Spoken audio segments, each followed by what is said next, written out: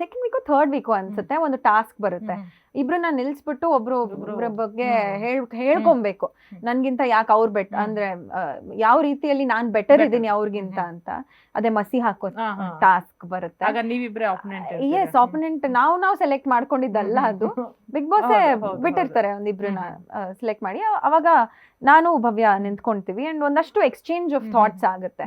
C ಫ್ರೆಂಡ್ಸ್ಗೆ usually ಅದನ್ನು 2ನೇ ವಾರದಲ್ಲಿ ನೀವು ಮುಖಕ್ಕೆ ಹೇಳಿರಲ್ಲ ಹಲವಾರು ವಿಷಯಗಳು, ಬಟ್ ಆ ಒಂದು ಪ್ಲಾಟ್ಫಾರ್ಮ್ ಅಲ್ಲಿ ಹೇಳಲೇಬೇಕಾಗುತ್ತೆ, because that's the task. Exactly, Hamsa ಅವ್ರ ಕ್ಯಾಪ್ಟನ್ ಇರ್ತಾರೆ. ಸೊ ಆ ಒಂದು ಪ್ಲಾಟ್ಫಾರ್ಮ್ ಅಲ್ಲಿ ಪ್ರಾಮಾಣಿಕವಾಗಿ ಏನಿದೆಯೋ ನಾನು ಹೇಳಲೇಬೇಕಾಗುತ್ತೆ ಕೆಲವೊಂದು ವಿಷಯಗಳು. ಸೊ ಭವ್ಯ ಅವರಲ್ಲಿ ಒಂದಷ್ಟು ಖಿನ್ನತೆಗಳಿದ್ವು, ಆ ನೆಗೆಟಿವ್ಸ್ ಏನೇನೇ ಇದ್ರು ನನ್ಗೆ comparatively that is an activity and ನಾನು ಹೇಳಿದೆ ಅದನ್ನ. ಅವರು ನನ್ನ ಬಗ್ಗೆ ಸುಮಾರು ಹೇಳಿದ್ದಾರೆ, ಬಟ್ ನಾನು ಅದನ್ನ ಪರ್ಸನಲ್ ಆಗಿ ತಗೊಂಡಿಲ್ಲ. It was an activity and ಅವ್ರು ಅದನ್ನ ಸಿಕ್ಕಾಪಟ್ಟೆ ಪರ್ಸನಲ್ ಆಗಿ ತಗೊಂಡು ಅದನ್ನ ಹೇಳಿದಾರೆ ನನ್ಗೆ.